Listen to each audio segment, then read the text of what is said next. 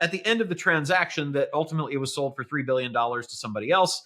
And each of the employees on average got $175,000, which was incredibly meaningful to them.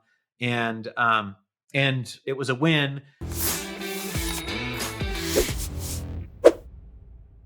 Hey, everybody, Roland, Frasier, and Ryan Deiss here with another issue of the Business Lunch Podcast. Ryan, how you doing today? I'm doing great. So is it an issue of it? Like this is a print podcast? Yeah, it's a or is it an print episode? podcast. We print Print this podcast, yeah. and send it Or out is it to that we everybody. have issues? Yeah, well, I mean, God knows we have issues. Yes, personal business, so many. But that's what makes this an interesting show, right? Oh yes.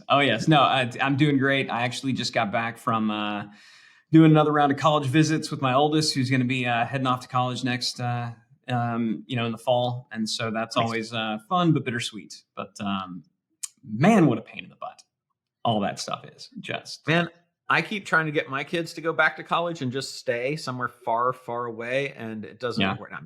That's cool though. It is a very exciting time. I remember when I was leaving for law school and moving across the country, and my mom was crying, as I was leaving with my U-Haul truck piled full of all my stuff. It's probably less for guys and more for moms, that separation, I would guess, but it's a thing. Yeah. Other than that, life is good. Life is good. How about you?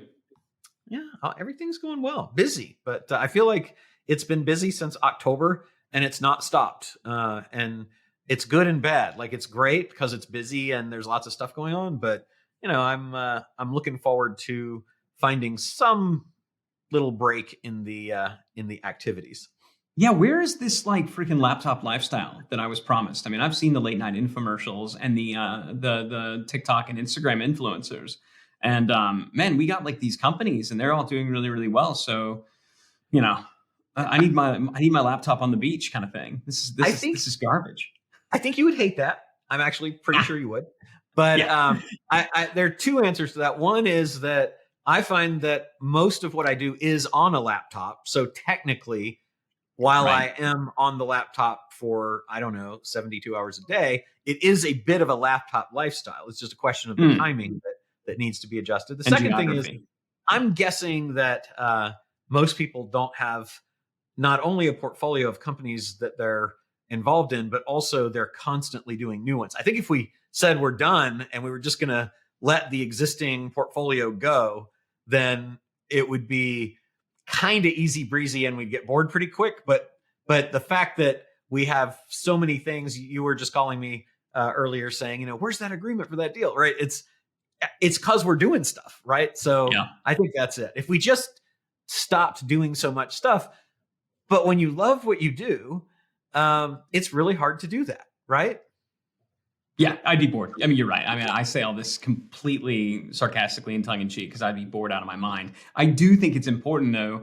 A lot of people have this image of entrepreneurs, especially for some reason now, because holding companies, I think you've largely popularized a lot of this stuff, holding companies and doing acquisitions, and everybody says, oh, you do this, and then you don't have to work anymore. And, I never say that, by the way. No, I know you don't.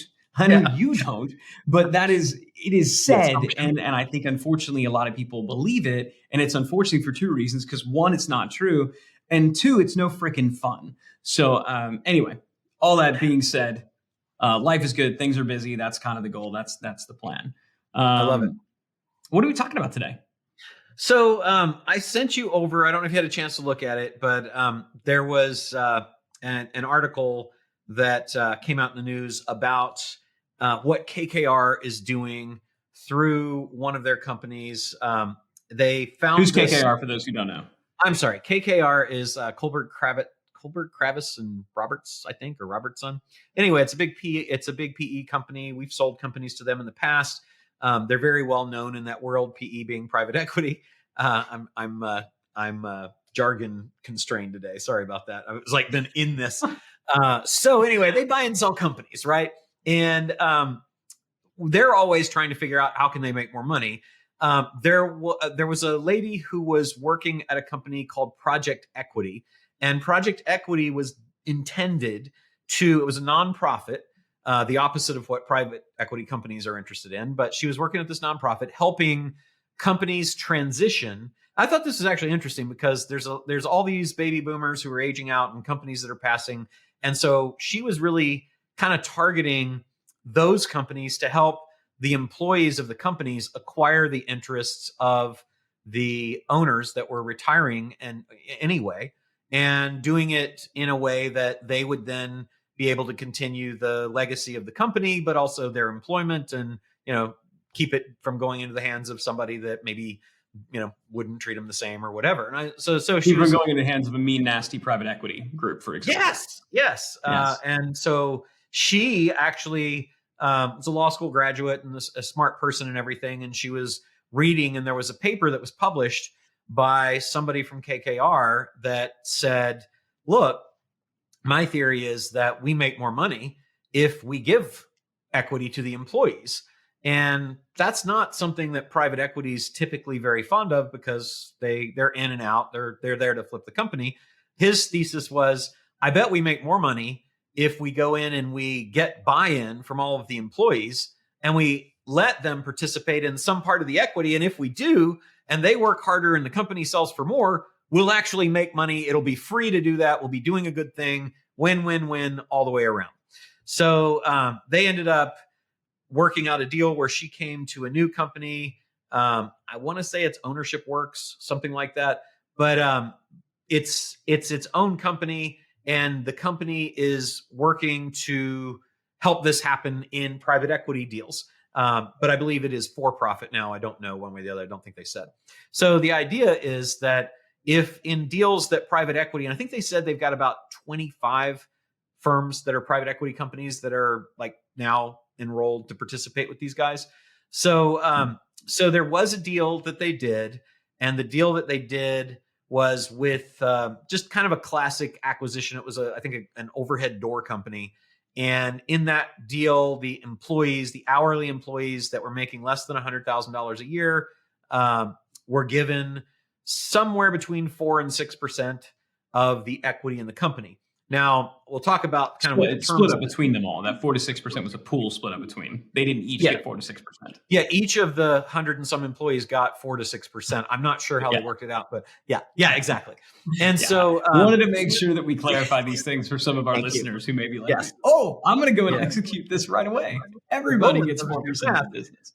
I have nothing left. So anyway, at the end of the transaction, that ultimately was sold for $3 billion to somebody else, and each of the employees on average got $175,000, which was incredibly meaningful to them.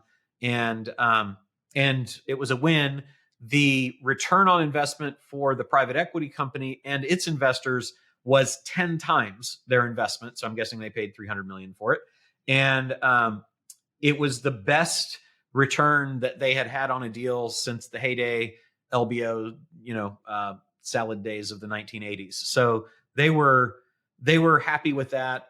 I was reading along here, the Venetian Resort, that I guess Apollo was another firm that purchased. The company said the equity for each employee, there's about 7,000 employees there, and each of those employees will end up with about $10,000. And then it looks like there's another one. Simon & Schuster was purchased by this same firm, KKR, last year, and management is going to do it the same deal there. And they're setting up websites where, and I think this is actually important, they're now setting up websites so that the people can track the value based on a hypothetical exit of their shares. So it feels like they're getting stock in a publicly traded company, even though it's private. So that's the overlay. What are your thoughts? Let's talk about your thoughts generally on equity for non-executive team members, and then what you think about something like this.